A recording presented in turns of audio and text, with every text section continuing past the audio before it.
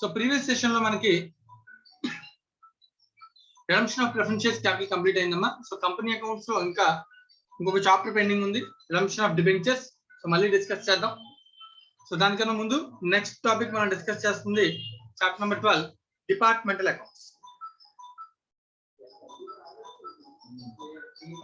So chapter overview first basic గా అర్థం చేసుకుందామని, ఎందుకంటే ఇది కూడా కొంచెం లెంతీగా ఉంటాయి, పాయింట్ టు పాయింట్ వెళ్ళాలి. సో ఓవరాల్ వ్యూ కోసం ఫస్ట్ ఓవర్వ్యూని ఈజీగా అర్థం చేసుకోవచ్చు. రైట్ దిలీప్. దిలీప్ ఇక్కడ అబ్జర్వ్ చేయ ఫస్ట్ వర్డ్ చెప్తున్నాను, డిపార్ట్మెంట్స్. సో ఒక ఆర్గనైజేషన్ లో యాక్టివిటీ డిపార్ట్మెంట్ వైజ్ జరగచ్చు. ఈవెన్ మనం కాస్టింగ్ లో ప్రాసెస్ కాస్టింగ్ కూడా నేర్చుకున్నాం. సో ఒక్కొక్క యాక్టివిటీ ఒక్కొక్క డిపార్ట్మెంట్ లో, ఒక్కొక్క ఫ్యాక్టరీలో డిఫరెంట్ ఫ్యాక్టరీ పార్ట్స్ కింద మనం చేసాం, గుర్తుందా? ప్రాసెస్ 1, ప్రాసెస్ 2, ప్రాసెస్ 3 అని మనం మాట్లాడే వాళ్ళం. అలాగే ప్రాసెస్ కాకుండా ప్రాసెస్ అకౌంట్ లో ఇంకొక కేటగిరీ కూడా చూసాం, ప్రాసెస్ కాస్టింగ్ లో లాస్ట్ లో ఒక పార్ట్ ఉందన్న. ప్రాసెస్ కాస్టింగ్ లో లాస్ట్ కేటగిరీ చెప్పగలవా? మొన్న అయింది లేటెస్ట్ గా. ఇంటర్ డిపార్ట్మెంటల్ ట్రాన్స్ఫర్స్ కూడా ఉంటాయి దానిలో కూడా ఉంటాయి సార్ కదనా. Process account with profits, process account with profit కాలం గుర్తుందా? గుర్తుంది సార్. రైట్, అవన్నీ కూడా ఒక డిపార్ట్మెంట్ నుంచి ఇంకో డిపార్ట్మెంట్, ఒక ప్రాసెస్ నుంచి ఇంకో ప్రాసెస్, ఒక ప్రాసెస్ లో వచ్చిన అవుట్పుట్ ఇంకో ప్రాసెస్ కి ఏమవుతుందన్న ఇన్పుట్ అవుతుంది.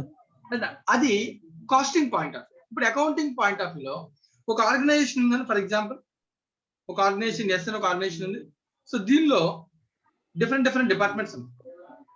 ప్రొడక్షన్ డిపార్ట్మెంట్ అయి ఉండొచ్చు, sale departments, water department. So departments ఉన్నాయి, డిపార్ట్మెంట్ 1, డిపార్ట్మెంట్ 2, డిపార్ట్మెంట్ 3, డిపార్ట్మెంట్. ప్రతి డిపార్ట్మెంట్ కూడా ఆ యాక్టివిటీస్ వాటి యాక్టివిటీస్ అవి చేస్తూ ఉంటాయి.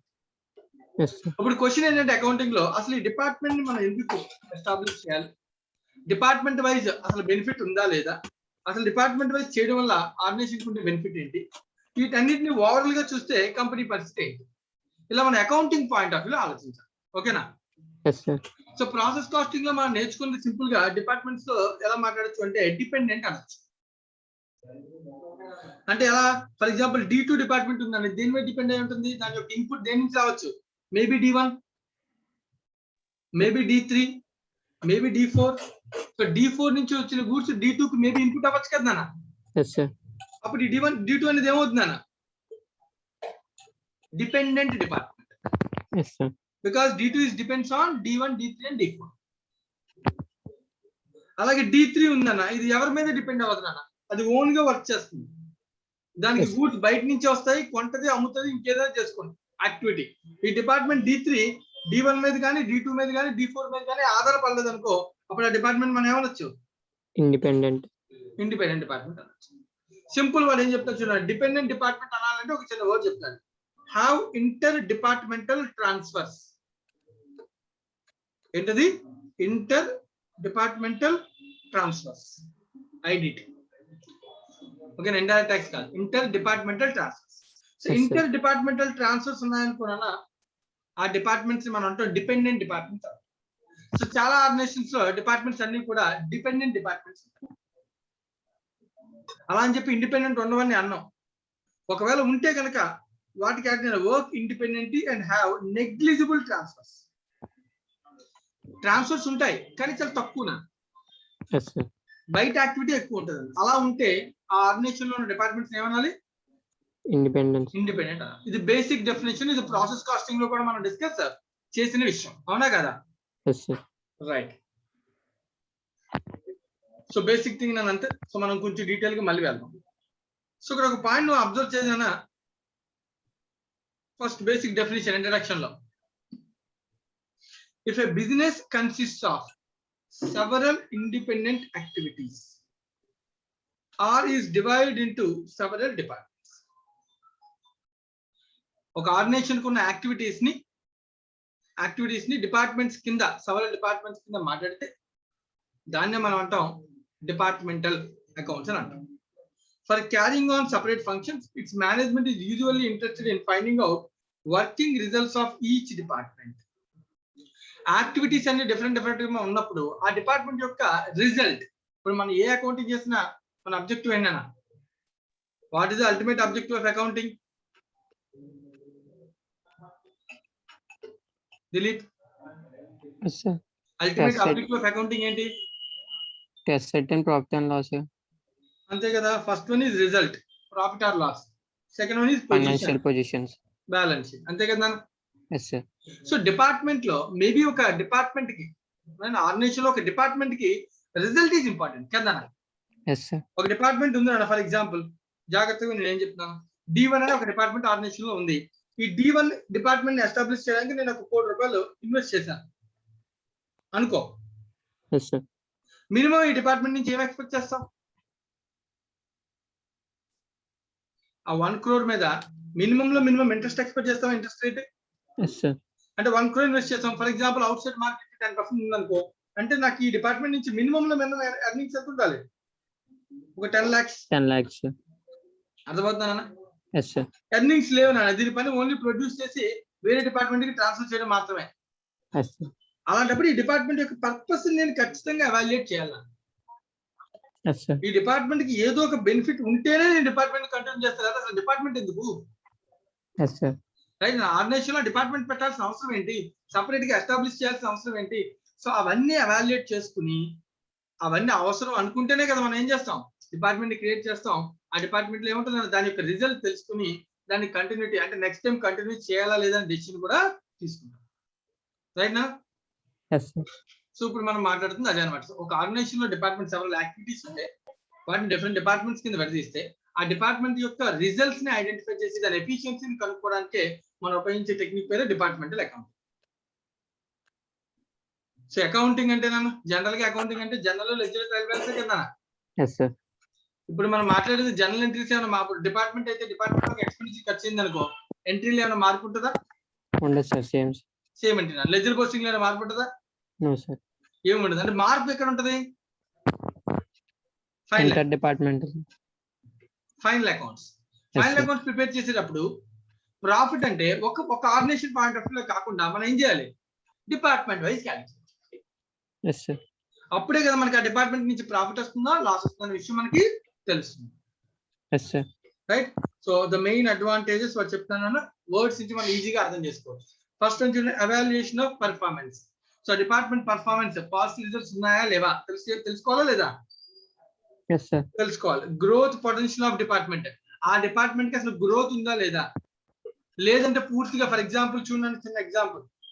ఈ డిపార్ట్మెంట్ నేను రా మెటీరియల్ ప్రొడ్యూస్ చేస్తానా, గూడ్స్ ప్రొడ్యూస్ చేస్తాను, D2 కి రా మెటీరియల్. yes sir. నేను కష్టపడి ప్రొడ్యూస్ చేస్తే నాకు అవుతున్న ఖర్చు ఒక 1 lakh అవుతుంది అనుకుందాను. ఇదే D2 ఈ ప్రొడక్ట్ 1 lakh బదులు మార్కెట్ లో 80,000 కే కొనుక్కోగలుగుతుంది అనుకో. yes sir. ఈ డిపార్ట్మెంట్ గ్రోత్ ఉన్నట్ట లేనట్ట? లేనట్టు సార్. లేనట్ట, అంతే కదా. yes sir. ఇప్పుడు ఆర్గనైజేషన్ పూర్తిగా డిపార్ట్మెంట్ ఏం చేయొచ్చు, క్లోజ్ చేసేయచ్చు. yes sir. మార్కెట్ లో 80,000 పెట్టుకోవడం బెటర్ కదా, 1 lakh పెట్టే బదులు. సేమ్ క్వాలిటీ సేమ్ కాస్ట్ ఇంకా తక్కువ దొరుకుతుంది ఎక్కడైనా. సో అప్పుడు ఖచ్చితంగా ఆర్గనైజేషన్ ఏం చేస్తుంది, ఈ డిపార్ట్మెంట్ ని ఎలిమినేట్ చేస్తుంది. అర్థమవుతుందా? yes sir. Point number 3, justification for capital అవుట్లే. Capital అంటే ఇన్వెస్ట్మెంట్. నేను ఇన్వెస్ట్మెంట్ పెట్టాను, దాని మీద నాకు జస్టిఫికేషన్, మినిమం ఇంట్రెస్ట్ రేట్ ఏమైనా రావాలి కదా. yes sir. జస్టిఫికేషన్ లేకపోతే డిపార్ట్మెంట్ యొక్క యూజ్ ఏమీ ఉండదు. ఎఫిషియన్సీ, డిపార్ట్మెంట్ ఎఫెక్టివ్ గా పనిచేస్తుందా లేదా పెడితే సరిపోతుంది. దాని పెర్ఫార్మెన్స్ రిజల్ట్ చూడాలి, దాని ఎఫిషియన్సీ కూడా మనం చెక్ చేయాలి. ఫైనల్ గా ప్రతి యాక్టివిటీని రెగ్యులేట్ కంట్రోల్ చేయాలంటే దానికి ఒక సపరేట్ యాక్టివిటీ, సపరేట్ డిపార్ట్మెంట్ ఉంటుంది. That is called planning and control. మన బుక్స్ లో చూడు క్యాష్ యాక్టివిటీ, అవునా కదా. yes sir. Subsidy book, cash book separate గా తయారు చేస్తామా లేదా? చేస్తాం సార్. అలాగే డిపార్ట్మెంట్స్ కూడా ఒక యాక్టివిటీ, ప్రొడక్షన్ యాక్టివిటీ ఉంటే దాన్ని సపరేట్ గా కంట్రోల్ చేయడం కోసం, దానికోసం ఏం చేస్తుందన్న ఒక డిపార్ట్మెంట్ ని ఎస్టాబ్లిష్ చేస్తారు. yes sir. సో అలా అని చెప్పి కంట్రోల్ ఒకటే ఉండడం కోసం ప్రతి డిపార్ట్మెంట్ ని ఎస్టాబ్లిష్ చేసుకుంటూ పోతే ఆ డిపార్ట్మెంట్ కి ఇన్వెస్ట్మెంట్ ఖర్చు అవుతుంది, దాని మీద మినిమం ఇంట్రెస్ట్ కూడా రికవర్ చేయలేకపోతే ఆ డిపార్ట్మెంట్ యొక్క పర్పస్ ఏమి ఉండదు. సో ఈ 5 పర్పస్ ని సర్వైవ్ అయ్యేలా ఉంటేనే మన డిపార్ట్మెంట్ అకౌంట్స్ అనేవి, డిపార్ట్మెంట్స్ అనేవి మెయింటైన్ చేస్తుంది ఆర్గనైజేషన్. అందుకనే అన్నాడు వాడు, what are the advantages departments accounting చేయడం. అడ్వాంటేజెస్ ఏంటంటే ఆ డిపార్ట్మెంట్ యొక్క పర్ఫార్మెన్స్ తెలుస్తుంది, కంట్రోల్ ఎలా ఉందో తెలుస్తుంది, ఎఫిషియన్సీ తెలుస్తుంది, రైట్ అన్న. గ్రోత్, ఆ డిపార్ట్మెంట్ గ్రోత్ ఉందా లేదా, ఆ క్యాపిటల్ యొక్క జస్టిఫికేషన్ ఉందా లేదా, ఇలాంటి విషయాలన్నీ కూడా మనకి తెలుస్తాయి. ఓకేనా? Okay sir. Right, thank you Dilip. Next Vamshika. Yes, sir. So general theory చెప్పింది అర్థమైందా? సో డిపార్ట్మెంట్ అకౌంటింగ్ ఎందుకు చేయాలంటే, డిపార్ట్మెంట్ అకౌంట్స్ ఎందుకు కావాలంటే సెవరల్ యాక్టివిటీస్ ఉంటాయి. ప్రతి యాక్టివిటీ నుంచి మనం ఏం చేయాలన్నా, ఆ డిపార్ట్మెంట్ యొక్క పర్ఫార్మెన్స్ తెలుసుకోవాలి, ఎఫిషియన్సీ తెలుసుకోవాలి, పెట్టిన ఇన్వెస్ట్మెంట్ యొక్క కంట్రోల్ ఏంటి, ఆ ఇన్వెస్ట్మెంట్ యొక్క జస్టిఫికేషన్ ఏంటి, ఇలా ప్రతి విషయాన్ని తెలుసుకోవాలంటే మనం ఏం తయారు చేయాలి? అకౌంటింగ్ చేయాలి. Yes, sir. ఏ అకౌంటింగ్ చేయాలి? Departmental department accounting. అకౌంటింగ్ చేయాలి. రైట్ నాన్న? Yes, sir. అయితే దీనిలో కొన్ని మెథడ్స్ ఉన్నాయంట. Methods of department accounting observe చేస్తే 2 మెథడ్స్ అంతకు చేయలేదు. Yes, sir. సో ఈ బుక్స్ మెథడ్స్ అంటే బుక్స్ మెయింటైన్ చేయడం. Like accounts of all departments are kept in one book. ఒకే బుక్ లో అన్ని డిపార్ట్మెంట్ సంబంధించిన యాక్టివిటీస్ రాసేస్తాం. Yes, sir. Like for example ఒక పర్చేజ్ బుక్ ఉంది నాన్న. పర్చేజ్ బుక్ లో మనం జనరల్ గా పర్చేజ్, క్రెడిట్ పర్చేజ్ అన్ని రాస్తామా లేదా? Rastam, sir. ఈ బుక్ రాసినప్పుడు ఏం చేస్తాం అంటే కాలమ్స్ పెట్టేస్తాం అలా. ఏమని? Department 1, department 2, department 3, department 4. అర్థమవుతుందా? Yes, sir. ఒక బుక్ లో అన్ని డిపార్ట్మెంట్ యాక్టివిటీస్ పెట్టచ్చు. లేదు అంటే సెపరేట్ సెట్ ఆఫ్ బుక్స్ కూడా ఏం చేయొచ్చు, Maintain చేయొచ్చు. మెయింటైన్ చేసుకోవచ్చు. అది అకౌంటింగ్ మెయింటైన్ చేసే విధానం అన్నమాట. అది వాడు చెప్తాను. అకౌంటింగ్ కోసం బుక్స్ ఎలా మెయింటైన్ చేయొచ్చు, 2 రకాలుగా మెయింటైన్ చేయొచ్చు. Yes, sir. అన్ని డిపార్ట్మెంట్స్ కి కలిపి ఒక బుక్ మెయింటైన్ చేయొచ్చు, లేదా separate book for each Department. Yes, sir. Point ఇక్కడ చెప్తున్నానని అబ్జర్వ్ చేస్తే ఇంకొంచెం డీటెయిల్ గా, methods of keeping department accounts లో accounts of all departments are kept in one book. ఏం చెప్తున్నాడు? Income and expenditure of the department is separately recorded in subsidiary books and then accumulated under the separate heads in the ledger or ledgers. This may be done by having a columnar subsidiary books and columnar ledger. అంటే ప్రతి ledger లోని ప్రతి book లోని కూడా మనం ఏం చేస్తాం, మన కాలమ్స్ ఇన్పుట్ చేస్తాం. ఎందుకంటే ఒకటే కదా బుక్ మరి, అందుకని. Yes, sir. అదే ఒక సెపరేట్ బుక్స్ అయితే బాధ ఉంటుందా?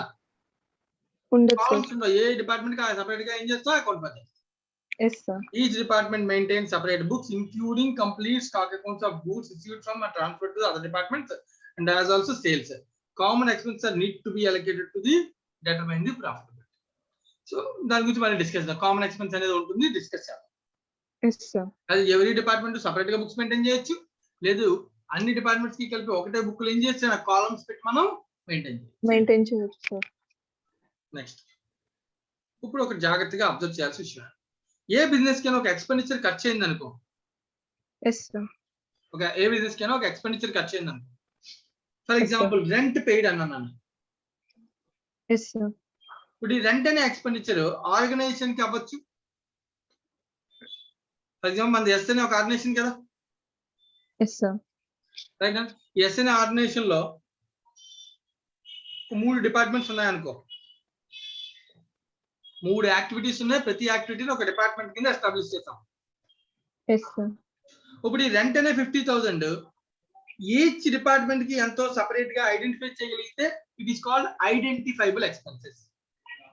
Yes, sir. లేదు ఇదే రెంట్ ని మొత్తం ఆర్గనైజేషన్ కి పే చేశాను అనుకోనా, it is a common expenditure. Okay, sir. ఇదే వర్డ్ మనం ఇంతకు ముందు నేర్చుకున్నాం. ఎక్కడ చెప్పుకున్నాం? అది కాస్టింగ్ లో నేర్చుకున్నాను. Very good, very good. నేను కాస్టింగ్ లో నేర్చుకున్నాను. కాస్టింగ్ ఎక్కడ నేర్చుకున్నాం? Over heads. Overheads. Over heads గుర్తుందా? Yes, sir. Factory over heads లో కూడా ప్రతి అక్కడ కూడా ప్రొడక్షన్ డిపార్ట్మెంట్, సర్వీస్ డిపార్ట్మెంట్స్ ఉంటాయి. Yes, sir. So production department లో ఉన్న ప్రతి డిపార్ట్మెంట్ ఎక్స్పెండిచర్ ని సెపరేట్ గా ఐడెంటిఫై చేస్తాం. Service department కి separate. గుర్తుందా పేర్లు? అలొకేషన్. Yes, sir. తర్వాత ఒకవేళ కామన్ ఎక్స్పెండిచర్ ఉంటే దాన్ని ఏం చేస్తాం? అపోర్షన్మెంట్. Apportionment. సర్వీస్ డిపార్ట్మెంట్ కాస్ట్ మళ్ళీ తీసుకెళ్ళి ప్రొడక్షన్ డిపార్ట్మెంట్ కి చార్జ్ చేస్తుంది, దాన్ని ఏమంటారు? రీఅపోర్షన్మెంట్. Reapportionment. సో సిమిలర్ థింగ్ అప్పుడు అకౌంటింగ్ లో కూడా ఒక ఖర్చు పెట్టినప్పుడు ఆ ఖర్చు ఇండివిజువల్లీ ఐడెంటిఫైబుల్ ఎక్స్పెండిచర్ అయ్యొచ్చు, లేదా కామన్ ఎక్స్పెండిచర్ అయ్యొచ్చు.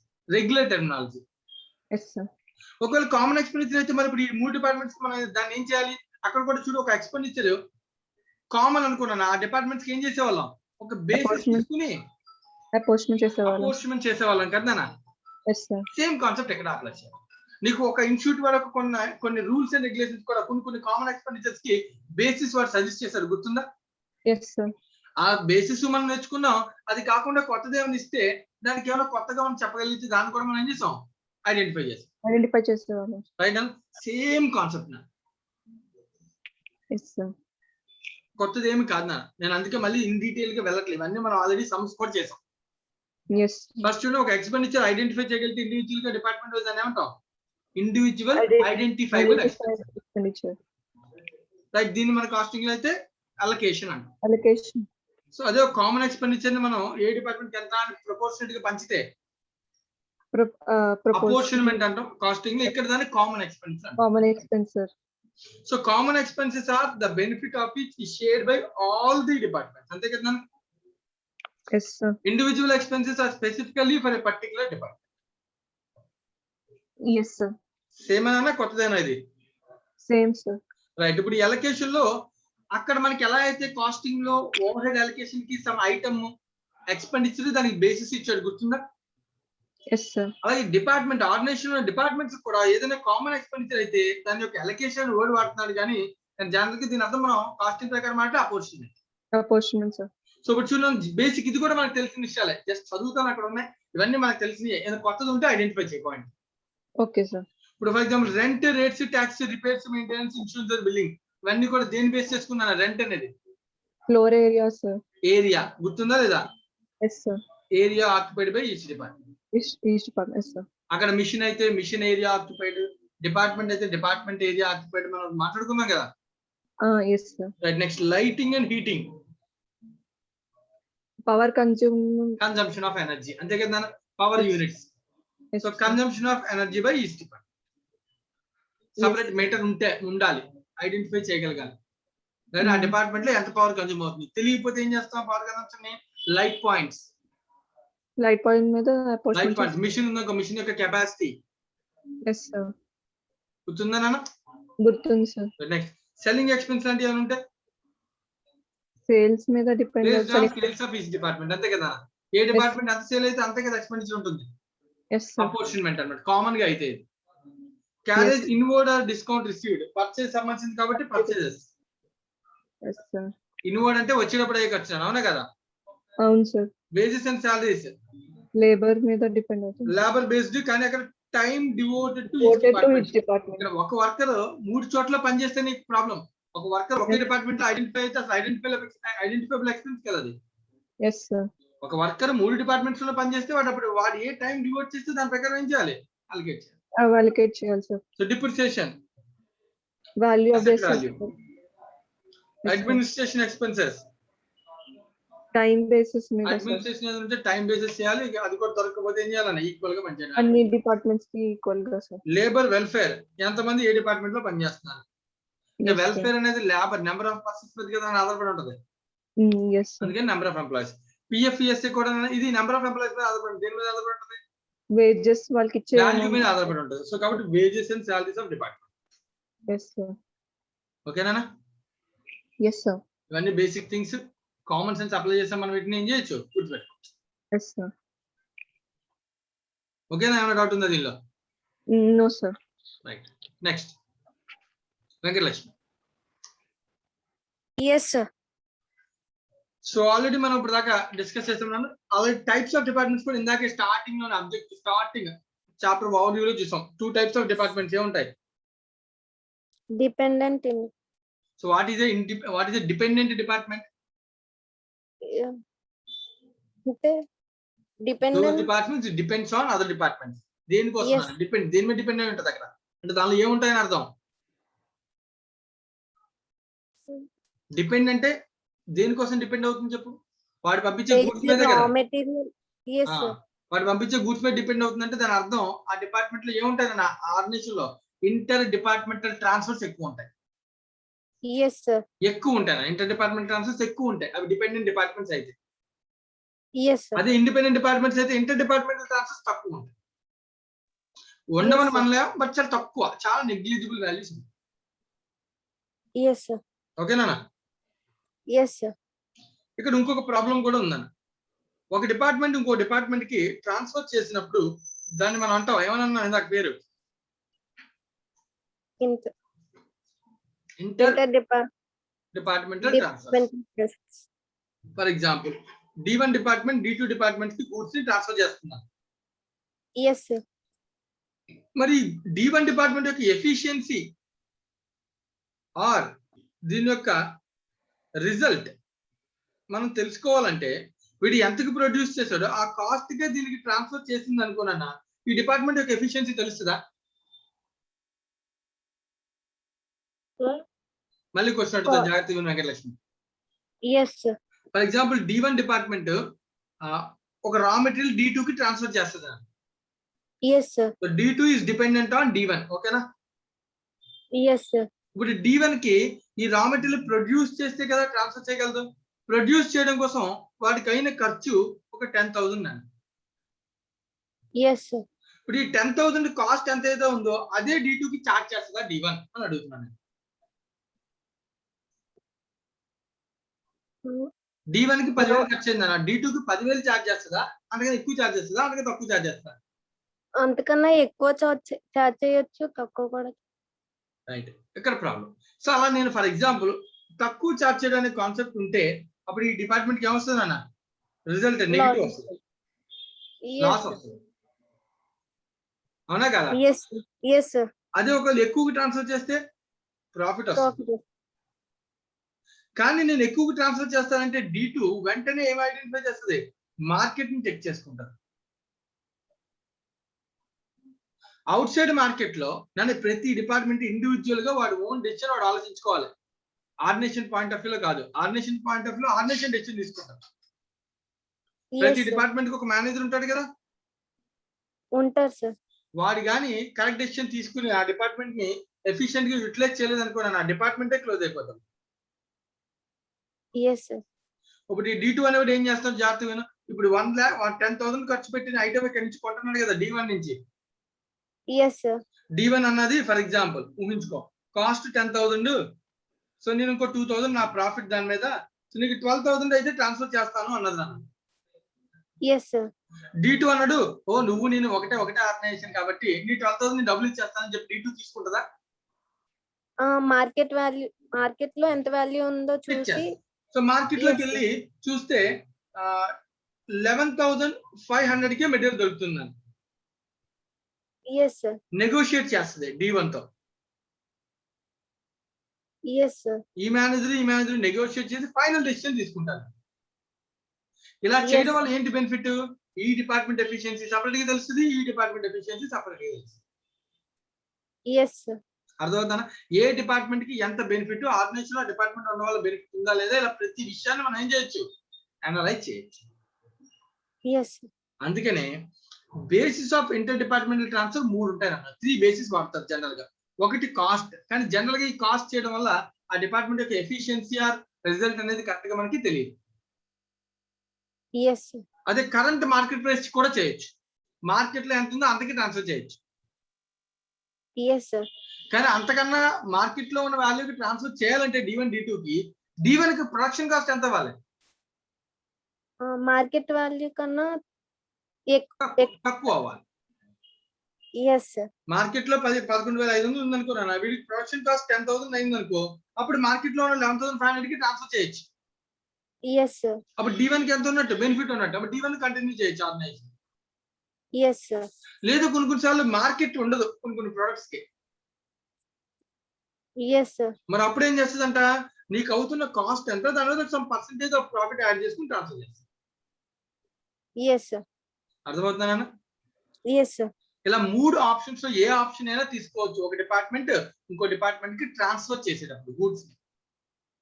Yes, sir. ఇది కేవలం ఎక్కడ జరుగుతుంది? Dependent department. Yes, sir. Right నానా? Yes, sir. ఇప్పుడు క్వశ్చన్ ఏంటంటే D1 D2 కి ట్రాన్స్ఫర్ చేస్తుంది, D2 D3 కి ట్రాన్స్ఫర్ చేస్తుంది. ఇప్పుడు చూడు జాగ్రత్తగా అబ్జర్వ్ చేసి నేను పాయింట్ చెప్తాను. వెంకటలక్ష్మి వింటున్నావా? వింటున్నాను సార్. విను, జాగ్రత్తగా విను నేనేం చెప్తున్నాను. ఇప్పుడు D1 D2 కి గూడ్స్ ట్రాన్స్ఫర్ చేస్తున్నా. Yes, sir. ట్రాన్స్ఫర్ ప్రైస్ నన్ను ఏమన్నా నేను word transfer price Transfer price. 15,000 నన్ను. Yes, sir. D2 కి దానికి సంబంధించిన కాస్ట్ ఎంత అయింది? ఒక 10,000 అనుకో. Yes, sir. అంటే ఇప్పుడు ఈ D1 డిపార్ట్మెంట్ కి మిగిలిన ప్రాఫిట్ ఎంత? 5,000. 5,000. మీనింగ్ అర్థమైందా? Yes, sir. ఇప్పుడు D1 D2 కి ట్రాన్స్ఫర్ చేస్తున్నాను. బాగుంది. D2 కి ఫస్ట్ D2 కి అయ్యే కాస్ట్ ఏంటి ఇప్పుడు? 15,000. Transfer D2 కి price. తెలియదు కదా మార్కెట్ లో ఎంత ఉందో, వీడు ఎంత కొనుక్కుంటే అదే కాస్ట్. Yes, sir. వీడి ట్రాన్స్ఫర్ ప్రైస్ వీడి కాస్ట్ అవుతుంది కదా నాన్న. Yes, sir. వీడు మరి ఈ గూడ్స్ మీద మళ్ళీ కొంచెం ఖర్చు పెట్టాడు నాన్న, ఎక్స్పెండిచర్ మాడిఫికేషన్ చేశాడు. Yes, sir. 20,000 అయింది నాన్న ఖర్చు. Yes, sir. ఈ 20,000 ని D3 కి 25,000 కి ట్రాన్స్ఫర్ చేశాడు. ఒక 23,000 కి ట్రాన్స్ఫర్ చేశాడు. Yes, sir. అంటే వీడికి ప్రాఫిట్ ఎంత అప్పుడు D2 కి? D2 కి 3,000. Yes, sir. అంతే కదా. Yes, sir. D3 ఎవరికి అమ్ముతుంది? ఓపెన్ మార్కెట్, బయట పబ్లిక్ కి సేల్ చేస్తుందన్న. Yes, sir. జాగ్రత్తగా విన్నావా? ఎగ్జాంపుల్ కొంచెం జాగ్రత్తగా వినాలే. వింటున్నాను సార్. ఇప్పుడు D3 ఓపెన్ పబ్లిక్ వెళ్ళినప్పుడు D3 కైనా కాస్ట్ ఎంత అంటే ఏం చెప్తావు ఫస్ట్? 23,000. D2 నుంచి వచ్చింది. 23,000 ని వీడు 30,000 కి అమ్ముతున్నాడు. Yes, sir. ఓకేనా? Yes, sir. ఇవన్నీ కూడా డిఫరెంట్ ఇండివిజువల్ ఆర్గనైజేషన్స్, ఒకే ఆర్గనైజేషన్? ఒకే ఆర్గనైజేషన్. ఆర్గనైజేషన్ ఒకటి, డిపార్ట్మెంట్స్ వేరు. Yes, sir. ప్రతి డిపార్ట్మెంట్ దాని ఎఫిషియన్సీ అది ప్రూవ్ చేసుకోవాలి. Yes, sir. ఇప్పుడు చెప్పు, కంపెనీ పాయింట్ ఆఫ్ వ్యూలో కంపెనీకి మిగిలే ప్రాఫిట్ ఎంత? Company D1 దగ్గర నుంచి మిగిలే ప్రాఫిట్ ఎంత? 5,000. కలుపుతున్నాను ఈజీగా, అర్థమవుతుందా? Yes, sir. Yes, D2 sir. కి మిగిలే ప్రాఫిట్ ఎంత? 3,000. D3 కి మిగిలే ప్రాఫిట్ ఎంత? 7,000. అంటే టోటల్ గా ఆర్గనైజేషన్ మిగిలే ప్రాఫిట్ ఎంత? 15,000. అర్థమైందా? సింపుల్. Yes, sir. కానీ D1 D2 D3 ఏం చేస్తే S1 కి 50,000 ప్రాఫిట్ వస్తుంది? ఇప్పుడు ఎస్ అనే ఆర్గనైజేషన్ కి 15,000 ప్రాఫిట్ రావాలంటే D1 D2 కి అమ్మేయాలి. Yes, sir. D2 D3 కి అమ్మేయాలి. Yes, sir. D3 పబ్లిక్ కి అమ్మేయాలి. Yes, sir. రైట్ అన్న. ఇప్పుడు నేను క్వశ్చన్ అడుగుతాను, D1 D2 కి ట్రాన్స్ఫర్ చేసినప్పుడు 15,000 ట్రాన్స్ఫర్ అంటే నిజంగా డబ్బులు వస్తుందా? D2 నుంచి D1 కి డబ్బులు వస్తాయా? No, sir.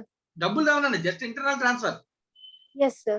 D2 నుంచి D3 కి 23,000 అమ్మితే నిజంగా 23,000 క్యాష్ వస్తుంది D2 కి? No, sir. కాదన్న, అది రాసుకుంటాడు అంతే. నేను 23,000 అయితేనే నీకు యాక్సెప్ట్ చేసి రాసుకుంటున్నాను అని ఫిక్స్ అవుతాడు. Yes, sir. So D3 public అమ్మితే మనీ వస్తుంది. అంటే నేను అల్టిమేట్ గా నాకు ప్రాఫిట్ అనేది ఈ 15,000 రియలైజ్ అవ్వాలి అంటే మరి నేను మాట్లాడుతున్న పాయింట్ అర్థమవుతుందా? Yes, sir. అది ఎక్కడికి వెళ్ళాలన్నా? Open market. ఓపెన్ మార్కెట్ లో సేల్ అవ్వాలి. Yes, for sir. Example D3 ఈ గూడ్స్ ఇంకా సేల్ చేయలేదు నాన్న. Yes, sir. సేల్ చేయలేదు నాన్న అంటే D3 దగ్గర సేల్ అవ్వని గూడ్స్ అన్ని ఎక్కడ ఉంటాయి? ఏ పేరుతో ఉంటాయి సేల్ అవ్వని goods? Closing stock. Stock. Very good. Closing stock అనే పేరుతో ఉంటాయి నాన్న, అవునా కదా? Yes, sir.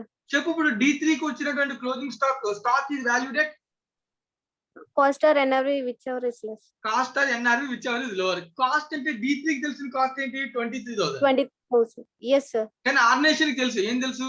అవి ఒక 23,000 రియల్ కాస్ట్ కాదు, దానిలో ఒక 3,000 ఎవరి ప్రాఫిట్ ఉంది? D2.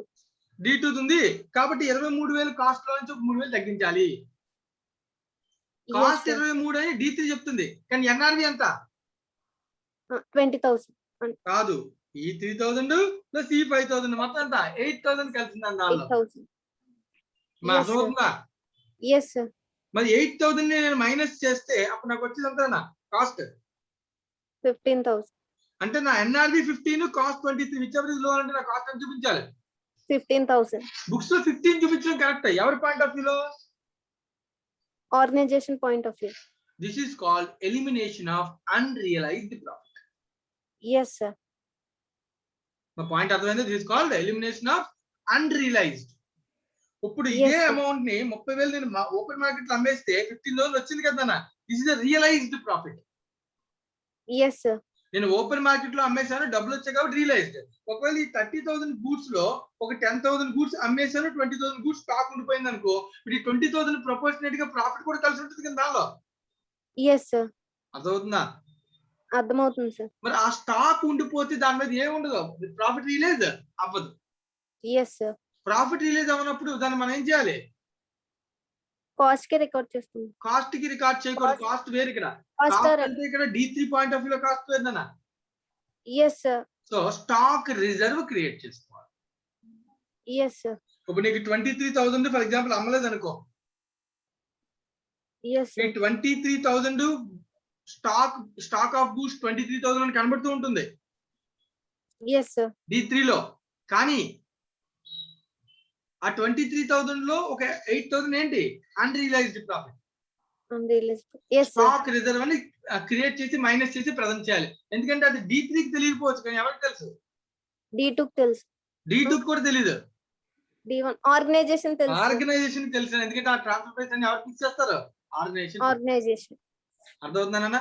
D1 Yes. ఏమంటది, నేను కూడా నాకు 15,000 అయితేనే యాక్సెప్ట్ చేస్తాను. ఓకే, కానీ నీకైనా ఖర్చు ఎంత ఆర్గనైజేషన్ కి తెలుసు. D2 కి తెలియదు నాన్న D1 కి అయిన ఖర్చు. Yes sir. చెప్పకూడదు, సీక్రెట్. Yes sir. ఎందుకంటే చెప్పేసింది అనుకో, ఎవడు ఎఫిషియన్సీ వాడు ఇంకేమంటాడు, నీకు ఎంత అయింది కదా, నీకు ఎందుకు డబ్బులు ఎక్కువ, నేను ఇవ్వను అంటాడు. నువ్వు 15,000 ఎక్కువ చెప్పేస్తావు, నీకు నేను 13,000 అయితేనే ట్రాన్స్ఫర్ చేస్తాను, ఒప్పుకుంటాను అంటాడు. నేను మార్కెట్ లో కొనుక్కుంటాను అంటాడు చెప్పేస్తే. Yes sir. అది మనం ప్లాన్ చేసుకుని 15,000 ఇస్తాం. వీడు మార్కెట్ లో చెక్ చేసుకోమను, 15,000 కన్నా ఎక్కువ ఉంటేనే మన దగ్గర కొనుక్కుంటాడు, తక్కువ ఉంటే మార్కెట్ లో కొనుక్కుంటాడు. అప్పుడు నేను నష్టపోతాను. అప్పుడు నేను డెసిషన్ నేను తీసుకుంటాను, ఓహో అయితే తగ్గించాలన్నమాట. Yes sir. సో ఎవడి ఓన్ డెసిషన్ వాడి బుక్స్ ప్రకారం వాడు మెయింటైన్ చేస్తాడు. Yes sir. రైట్ నా? Yes sir. కాన్సెప్ట్ అంతా అర్థమైందా? అర్థమైంది సార్. నేను కొంచెం మనం జాగ్రత్తగా అనలైజ్ చేసి పాయింట్ టు పాయింట్ నేర్చుకోవాలి. So elimination of unrealised profit ఎప్పుడు ఉంటుందన్నా? డిపార్ట్మెంట్ ఎప్పుడు ఉంటుంది డిపార్ట్మెంట్ లో? ఓపెన్ మార్కెట్ వాళ్ళకి వెళ్ళే వరకు ఉంటుంది సార్. స్టాక్ ఉంటే సింపుల్ లాజిక్. Yes sir. ఏ డిపార్ట్మెంట్ దగ్గరైనా అవి ఓపెన్ మార్కెట్ లోకి వెళ్లకుండా క్లోజింగ్ స్టాక్ పెండింగ్ ఉందనుకున్నాను. Yes sir. స్టాక్ అంటే సేల్ అవ్వదు కదా. అవ్వదు సార్. ఇప్పుడు D1 D2 దగ్గర స్టాక్ ఉందనుకో, D2 దగ్గర ఉన్న ఈ స్టాక్ అంటే D2 కాస్ట్ ప్రకారం వాల్యూ చేస్తాం. Yes sir. D2 కి సంబంధించిన కాస్ట్ 15, కానీ నీకు ఆర్గనైజేషన్ తెలుసు ఈ 15,000 ఏముంది, అన్రియలైజ్డ్ ప్రాఫిట్ 5,000 ప్రాఫిట్ ఉందని. D1 దగ్గర నుంచి అది ట్రాన్స్ఫర్ అయిందని ఆర్గనైజేషన్ తెలుసు. Yes sir. సో D2 దగ్గర స్టాక్ లో అన్రియలైజ్డ్ ప్రాఫిట్ ఉండొచ్చు స్టాక్ ఉంటే. Yes sir. D3 దగ్గర ఉన్న దానిలో కూడా అన్రియలైజ్డ్ ప్రాఫిట్ ఉండొచ్చు స్టాక్ ఉంటే. Yes sir. D దగ్గర కూడా అన్రియలైజ్డ్ ప్రాఫిట్, D1 దగ్గర కూడా అన్రియలైజ్డ్ ప్రాఫిట్ ఉండొచ్చు స్టాక్ ఉంటే. D1 దగ్గర సార్ ఉండదు, ఎందుకంటే D1 కి ఎక్కడి నుంచి రాలేదు, D2 D3 దగ్గర నుంచి ఏం రాలేదుగా. No sir. అన్రియలైజ్డ్ ప్రాఫిట్ ఉండదు. సో ఉంటే అంటే కామన్ గా ఒక సీక్వెన్స్ లో కానీ వెళ్తే D2 దగ్గర ఉంటది, D3 దగ్గర ఉంటది, బట్ D1 దగ్గర ఏముండదు, అన్రియలైజ్డ్ ప్రాఫిట్ ఉండదు. Yes sir. అర్థమవుతుందన్న? ఇది మన స్టాక్ ఏ డిపార్ట్మెంట్ లో ఉందో చూసి ఆ డిపార్ట్మెంట్ కి ఏ డిపార్ట్మెంట్ నుంచి గూడ్స్ వచ్చాయో తెలుసుకుని వాడు ఎంత ఎక్స్ట్రా ప్రాఫిట్ మార్జిన్ కమ్మాడో తెలుసుకుని ఆ మార్జిన్ ప్రకారం ఆ వాల్యూ ఆఫ్ గూడ్స్ ప్రకారం మనం ఏం చేయాలి, అన్రియలైజ్డ్ ప్రాఫిట్ క్యాలిక్యులేట్ చేయాలి. ఎస్. స్టాక్ ఉంటే సరిపోతుందన్న. ఫర్ ఎగ్జాంపుల్ చూడు, ఇక్కడ క్వశ్చన్ చెప్తాను చూడు, జాగ్రత్త విను, కాన్సన్ట్రేట్ చేస్తున్నావా? Yes sir. ఆ D2 కి సంబంధించిన స్టాక్ ఎంత కాస్ట్? 15,000 ఏమో D1 నుంచి వచ్చే ప్లస్ 5,000 వీడు ఖర్చు పెట్టాడు, అంటే మొత్తం ఎంత కాస్ట్? 20,000. పాయింట్ అర్థమైందా? 15,000 ఎక్కడి నుంచి వచ్చింది కాస్ట్? D1. ఒక 5,000 ఎవరు ఖర్చు పెట్టారు? వాడు ఓన్ గా ఖర్చు పెట్టాడు. రెండు కలిపి ఎంత ఖర్చు పెట్టాడు? Yes sir. 20,000 ఖర్చు పెట్టాడు. ఇప్పుడు నేను అంటే 20,000 లో 50% నా దగ్గర స్టాక్ ఉండిపోయింది అన్నాను. ఓకేనా? Yes sir. అంటే నువ్వు ఆలోచించు, ఎస్ సార్. నువ్వు ఆలోచించాల్సిన విషయం ఏంటి, ఈ 20,000 లో 50% 10,000. Yes sir. ఈ 10,000 లో అన్రియలైజ్డ్ ప్రాఫిట్ 5,000 ఉంటుందా?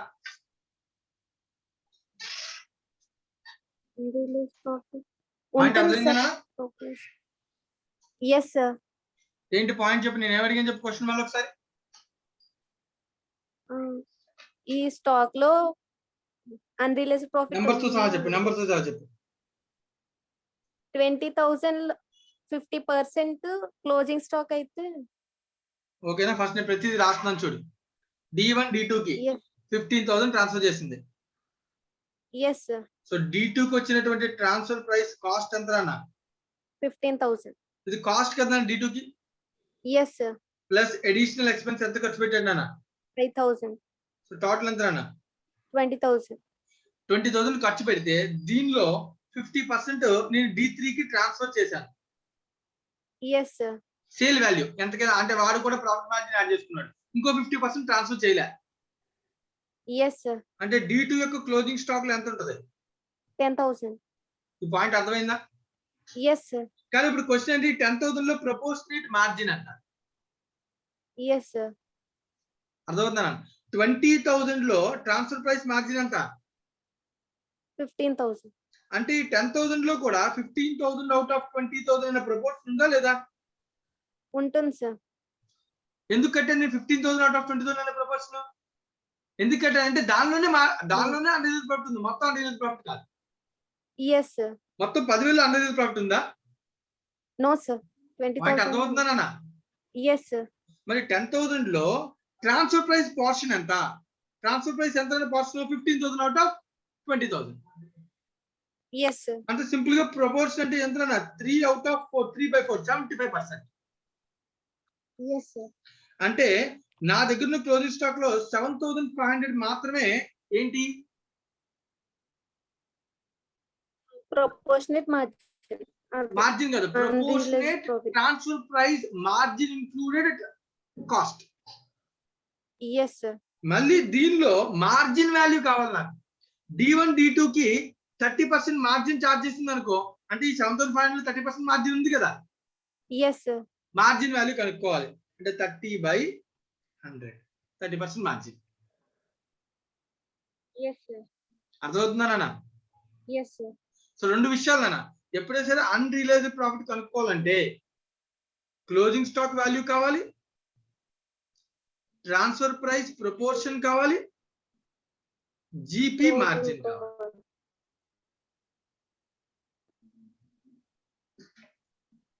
Yes Lakshmi yes sir. అర్థమైందా పాయింట్ ఇది? అర్థమైంది సార్. సో మళ్ళీ చెప్పు, ఒక అన్రియలైజ్డ్ ప్రాఫిట్ కనుక్కోవాలంటే నాకు ఏ విషయాలు కావాలి? Closing stock, transfer price, GP margin. Closing stock, transfer price, proportion. Yes sir. మొత్తం గూడ్స్ లో మొత్తం అంతా కూడా అన్రియలైజ్డ్ ప్రాఫిట్ ఉన్నటువంటి అంటే మార్జిన్ యాడ్ అయినటువంటి కాస్ట్ కాదు కదా, కొంతే అది. సో స్టాక్ వాల్యూ కావాలి, ట్రాన్స్ఫర్ ప్రైస్ అంటే D1 నుంచి D2 కి వచ్చేటువంటి దాని ప్రపోర్షన్ కావాలి, D1 D2 కి చార్జ్ చేస్తే మార్జిన్ కావాలి. Yes sir. ఈ మూడు తెలిస్తేనే నాకేం తెలుస్తుంది నాన్న? Unrealized profit. ఇందుకీ అన్రియలైజ్డ్ ప్రాఫిట్ ఎవరి ప్రాఫిట్ లో కలిసిపోయింది? D1. ఇది ఎవరి ప్రాఫిట్ నాన్న? ఇది అన్రియల్ ప్రాఫిట్ ఎవరిది నాన్న? D1 దా D2 దా? D1 sir. D1 అది నాన్న. కానీ ఎవరి స్టాక్ లో ఉంటుంది అది? D2 stock. D2 స్టాక్ లో ఉంటుంది. So D1 margin D2 stock లో ఉంటుంది. అలాగే D2 మార్జిన్ అన్రియలైజ్డ్ ప్రాఫిట్ ఎవరి స్టాక్ లో ఉంటుందన్న? D3 లో ఉంటుంది. అర్థమవుతుందన్న? D3 లో D2 ది ఉంటుంది, D1 ది ఉంటుంది. ఎందుకంటే D2 నుంచి వచ్చింది, D2 కి ఎక్కడి నుంచి వచ్చింది? D1 నుంచి వచ్చింది. అర్థమవుతుందన్న కాన్సెప్ట్? ఇదంతా కూడా ఏంటి? Unrealised concept, unrealised profit concept. ఓకేనా? కంగారు పడవసరం లేదు, మళ్ళీ మనం సమ్స్ చేసేటప్పుడు ఎక్స్ప్లెయిన్ చేస్తాను. ఓకేనా? అప్పుడు చూడు, స్టాక్ రిజర్వ్ ని ఎలా క్యాలిక్యులేట్ చేశాడు, అన్రియలైజ్డ్ ప్రాఫిట్ ఎలా క్యాలిక్యులేట్ చేశాడు అంటే ఫార్ములా ఏమేసాడు చూడన్నా. Stock reserve transfer price of the unsold stock. అంటే నువ్వు అన్సోల్డ్ స్టాక్ ఉంటే సరిపోదు, దానిలో ట్రాన్స్ఫర్ ప్రైస్ ఎంత తెలుసుకోవాలి. రైట్ నాన్న? Transfer price of the unsold stock కనుక్కుని GP margin profit by transfer price, profit by GP by sales. Transfer price. yes transfer sir, price అంటే సేల్ ప్రైస్ కదా. yes sir, so GP ratio, so GP ratio transfer price proportion. yes sir, so నేను ఎంత చెప్పింది అదే, closing stock value proportion అన్నాను. ఇవి direct గా రెండింటిని మల్టిప్లై చేస్తే వాల్యూకి పేరు పెట్టి ఏమని,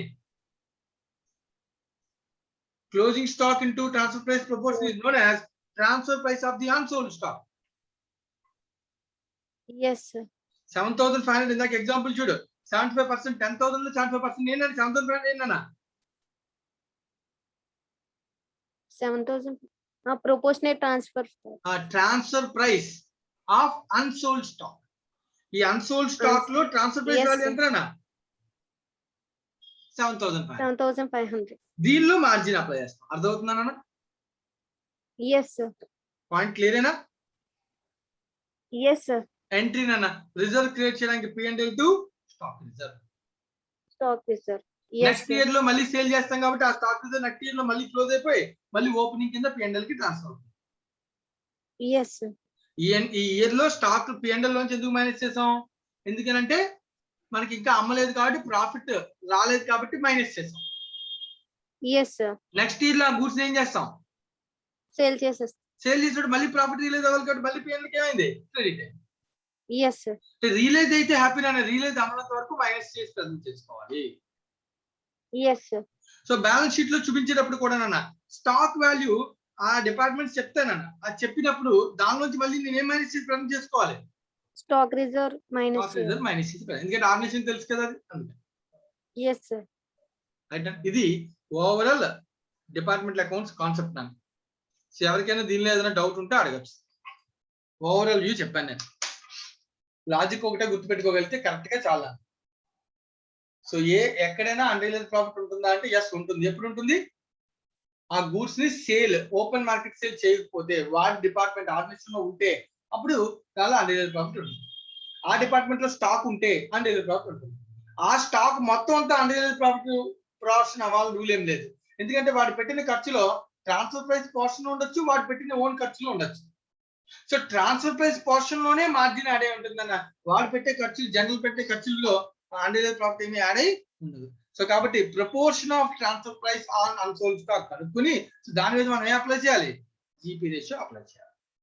this is the concept of inter departmental transfer. So ఒకసారి ఆలోచించండి, ఏమైనా డౌట్ ఉంటే అడగండి.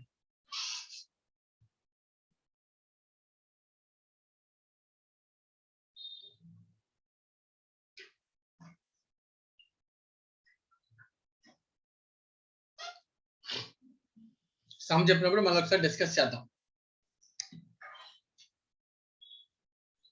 దిలీప్ ఏమైనా డౌట్స్ ఉన్నాయా?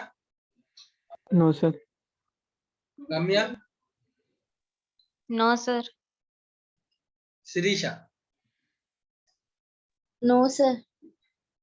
Right ma'am.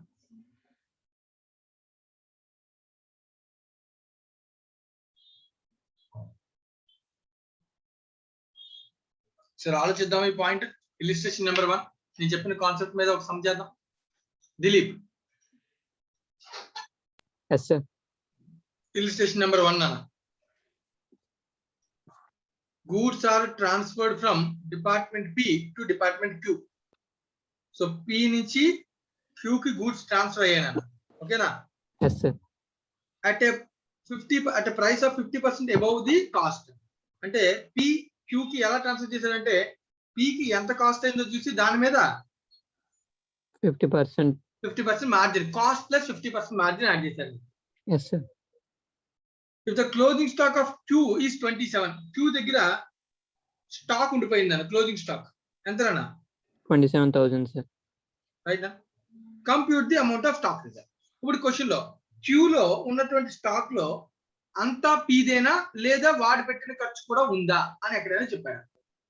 చెప్పలేదు, sir. చెప్పలే. అంటే అజంప్షన్ ఏంటి? ఫస్ట్ మొత్తం P నుండే వచ్చింది, sir. Transfer price portion is 100%. Yes, sir. So కాబట్టి దాని మీద మార్జిన్ అప్లై చేద్దాం. 27,000 అంతేనా? Yes, sir. ఇంటూ ఎంతనా మార్జిన్ అంట? మార్జిన్ 50%. 50% ఆన్ కాస్ట్ నా. Yes, P sir. కి కాస్ట్ నా, బట్ Q కి ఇదేంటి? ఈ 27,000 అనేది ఏంటన్నా? Selling. Transfer price, Yes, sir. Sale price. మరి కాస్ట్ మీద 50% అయితే సేల్ మీద ఎంత అవుద్ది? 150, sir. 150 నా. So 27,000 into 150 is the unrealized profit margin. Stock Yes. Reserve ఎంత అవుతుందని క్యాలిక్యులేట్ చేయండి. 1/3 9,000 నా. Yes. మా అర్థమైందన్న? అర్థమైంది, సార్. ఆన్సర్. ఎవరికైనా డౌట్ ఉంటే అడగచ్చు. క్వశ్చన్ నెంబర్ 1 లో ఆన్సర్ లో డౌట్ అయితే నాన్న ఇప్పుడు క్వశ్చన్ అడుగుతాను, దిలీప్ చెప్పు. Yes, sir. ఈ అన్రియలైజ్డ్ ప్రాఫిట్ ఎవడి ప్రాఫిట్ లో కలిసిపోయింది? పే ప్రాఫిట్ లో కలిసిపోయింది, సార్. P లో నాన్న. ఎందుకన్నా ఈ గూడ్స్ అని ఎవరు ట్రాన్స్ఫర్ చేశాడు? P. Yes sir. ట్రాన్స్ఫర్ చేయగానే సేల్ ప్రైస్ అని రాసుకుంటాడుగా P డిపార్ట్మెంట్ లో. Yes sir. అంటే ఈ 9,000 సేల్ అని రాసేసుకున్నాడు ఎవరు? Q. P. Yes sir. కానీ Q దాన్ని అమ్మిందే పాపం. అమ్మలేదు సార్. అమ్మేసి ఉంటే హ్యాపీ, మనం మళ్ళీ అన్రియలైజ్ చేయాల్సిన లే. బట్ అమ్మలేదు నాన్న. Q దగ్గర స్టాక్ ఉండిపోయిందన్న. సో ఈ 9,000 Q స్టాక్ మీద క్యాలిక్యులేట్ చేస్తాం, కానీ ఇది ఎవరిది అడిగితే ఏం చెప్పాలి? పీది సార్. పీది నాన్న. పాయింట్ జాగ్రత్త. చాలా మంది స్టూడెంట్స్ చేసే మిస్టేక్ ఏంటో తెలిసి దిలీప్, ఎస్. డిపార్ట్మెంట్ Q లో స్టాక్ మీద కదా క్యాలిక్యులేట్ చేసాం, ఈ మార్జిన్ అంతా డిపార్ట్మెంట్ Q లో కలిసిపోయింది అనుకుంటారు వాళ్ళు. ఎలా అవుద్ది అలాగ? అసలు అవ్వదు సార్. అవ్వదు కదా. ఈ ప్రాఫిట్ అంతా ఎవరి దానిలో కలిసిపోయిందన్నా?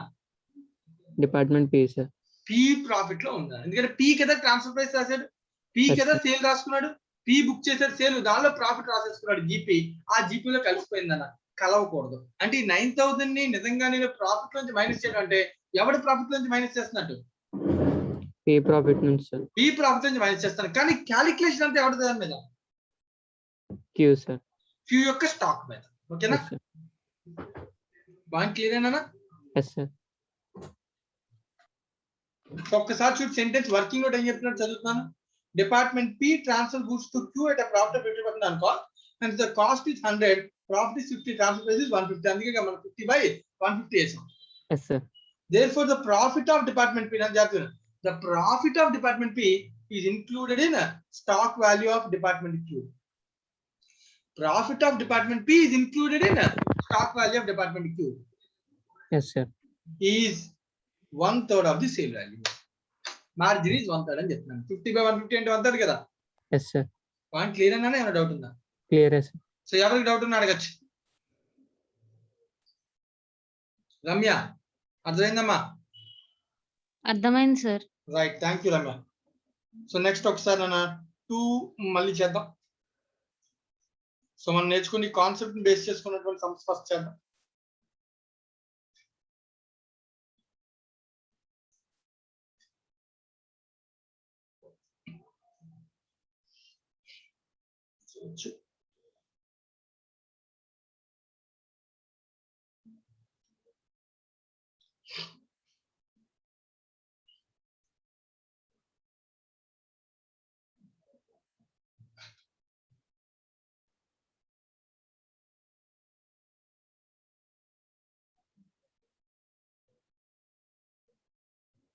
Question number 1, practice question number 1.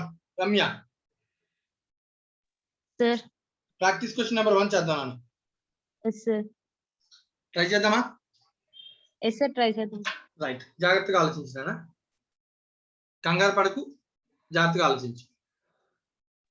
Department A cells goods to department B. So A B కి సేల్ చేస్తున్నారు. ఓకేనా? Yes sir. Profit of 50% on cost. అంటే మార్జిన్ వచ్చి కాస్ట్ మీద 50% నా. Yes sir. కొంచెం క్లియర్ గా రాస్తాను, ఒక నిమిషం.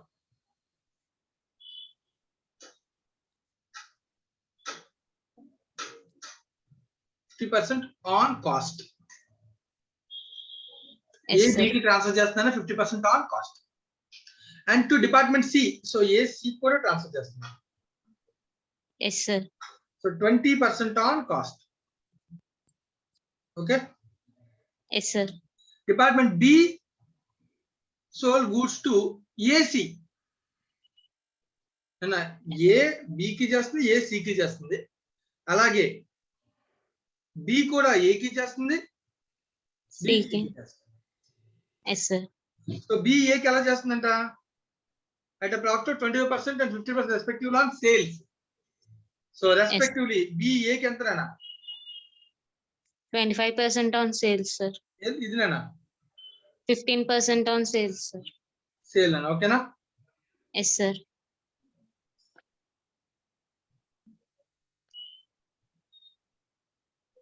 సో ఏ సి కి ఎంతో చెప్పినాను ఇందాక? 20% on cost సార్. సపరేషన్ రాస్తాను ఐడెంటిఫికేషన్ కోసం. ఆరో మార్క్స్ బట్టి ఐడెంటిఫై చేయను. Yes sir. Like department C charges 30% 40% profit on cost to AB. So to A first. C నుంచి A కి నానా ఎంత నానా? 30% on cost. 30% on cost. ఓకేనా? Next Yes. C B కి నానా 40% on cost sir. on cost. Point clear కదా నానా? Yes sir. సో ఎవరికి ఏ మార్జిన్ లో చార్జ్ చేస్తున్నారో చెప్పాను. ప్రతి ఒక్కరికి ట్రాన్స్ఫర్ చేశాను. Yes sir. Right. Next stock laying at different departments at the end of the year as and stock. Department A లో ఉన్నటువంటి స్టాక్ నాన్న, డిపార్ట్మెంట్ ఏ కి గూడ్స్ ఎక్కడెక్కడి నుంచి వచ్చాయన్న? సి నుంచి బి నుంచి వచ్చాయి సార్. ఇద్దరు నుంచి వచ్చాయి కదా. అంటే అప్పుడు బి నుంచి వచ్చిన గూడ్స్ 40,000, సి నుంచి వచ్చిన గూడ్స్ 39,000. Yes sir. చూడు జాగ్రత్తగా, transfer from B and transfer from C అని అంటే డైరెక్ట్ గా ఇది 100% margin, 100% proportion. Yes sir. A దాని మీద మళ్ళీ ఖర్చు పెట్టాడు, ప్రపోర్షన్ తెలియదని చెప్పలే. Yes sir. సో ఏకి వచ్చిన ప్రతి గూడ్స్ ఎక్కడి నుంచి వచ్చినాయి?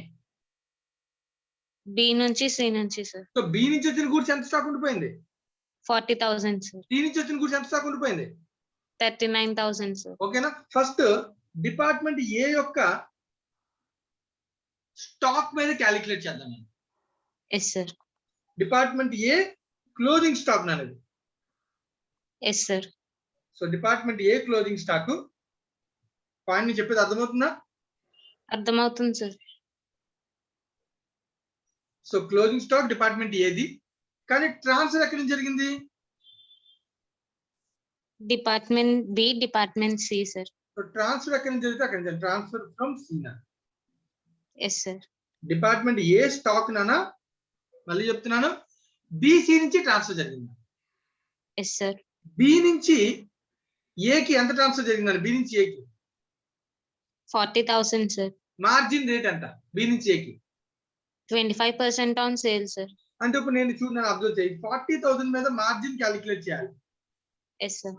ఇంటూ 25% ఆన్ సేల్ అని అంటే 25/100 అయినా 125 అయినా 100 సార్. ఎందుకంటే ఆన్ సేల్ అన్నట్టు సేల్ వాల్యూ ఇచ్చాడు. Yes sir. మార్జిన్ ఎంత అవుతుందని? 10,000 సార్. 10,000. అర్థమవుతుందా? Yes sir. సో సి నుంచి ఏకి నాన్న, సి నుంచి ఏకి ఎంత మార్జిన్? 20% on cost. కాదు, సి నుంచి ఏకి ఇది 30% on cost. Yes sir. 30%. 30% on cost. ఓకేనా? సో వచ్చిన వాల్యూ 39,000 నాన్న. సో 30% ఆన్ కాస్ట్ అంటే 30/130 సార్. 130 ఎందుకంటే సేల్ వాల్యూ. Yes sir. ఎంత అవుతుందా? 9,000 సార్. ఓకేనా? Yes sir. ఇది next closing stock of department A కదా. Next closing stock of department B తీసుకుందాం. Yes sir. బి కి ఎక్కడి నుంచి వచ్చింది? ట్రాన్స్ఫర్ ఫ్రమ్ ఏ ఉంది, ట్రాన్స్ఫర్ ఫ్రమ్ సి సి ఉందని. సో బి నుంచి బి కి ఉండదు కదా, అది తీసేయి. ఉండదు సార్. ఏ నుంచి ఏ ఉండదు కాబట్టి అది nil. Yes sir. So B నుంచి బి నుంచి బి కి ఉన్నది. సి నుంచి బి కి ఎంత వచ్చిందని? సి నుంచి బి కి 42,000 సార్. సి నుంచి బి కి వచ్చిన అమౌంట్ 42, దాని మీద మార్జిన్ ఎంత? 40%. 40% on cost. 42,000 into 40% on cost అన్నాడు కాబట్టి ఇక్కడ సేల్ కాబట్టి 40/140. 140 సార్. ఎంత అన్న? 12,000 సార్. క్యాల్కులేట్ చేస్తున్నావు నువ్వు? Yes sir. ఆ ఏ నుంచి బి కి ఎంత వచ్చిందని? ఏ నుంచి బి కి మార్జిన్ 50% ఆన్ 45,000 కాస్ట్. వచ్చింది sir. Amount 45,000 but margin 50% on cost. Cost 50/150. 150 ఎంత అవుతుంది? 15,000 సార్. 50,000 మార్జిన్. ఓకేనా? Yes sir. ఇదంతా స్టాక్ లో ఉన్నటువంటి margin unrealised. Yes sir. Next closing stock department C నా. Yes sir. Transfer from department B. సికి రాదు కాబట్టి ఇది నిల్. B Yes, sir. నుంచి సికి వచ్చింది ఎంత అన్న? 72,000, sir. సో బి నుంచి సికి వచ్చిన మార్జిన్ ఎంత అన్న? 15% on sale, sir. డైరెక్ట్ గా 15% వేసేది 1500 Yes, sir. ఎంత అన్న? 10,800, sir. నెక్స్ట్ సికి ఏ నుంచి వచ్చినాయి goods? Yes, sir. 42,000.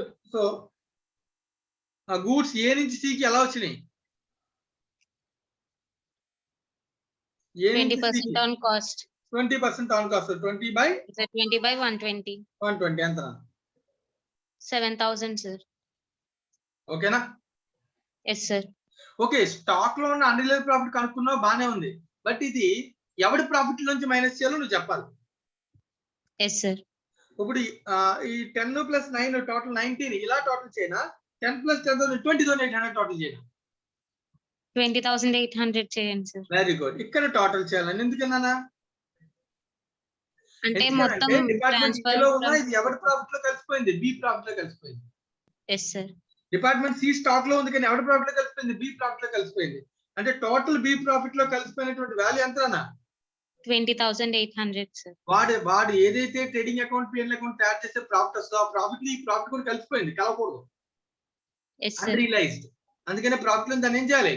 Minus. Minus చేయాలి, sir. సో సి నుంచి సంబంధించిన 9 + 12 21,000, sir. 15 + 7 22,000, sir. 22.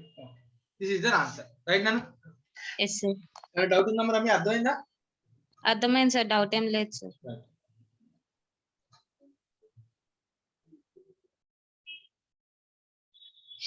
సో దీంతో మనకి ప్రాక్టీస్ క్వశ్చన్ నెంబర్ 1 కంప్లీట్ అయింది. ఒకసారి టోటల్ చెక్ చేద్దాం. 20,800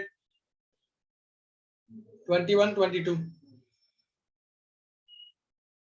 22 20,800 21. మనం ఫస్ట్ సి బిసి వేసాం, తర్వాత ఏ వేసాం, అంతకు మించి ఏం లేదు.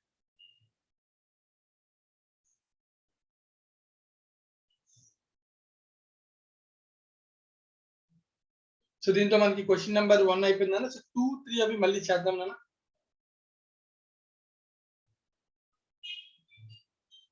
సో మిగతా క్వశ్చన్స్ కి మనం మళ్ళీ వెళ్దాం.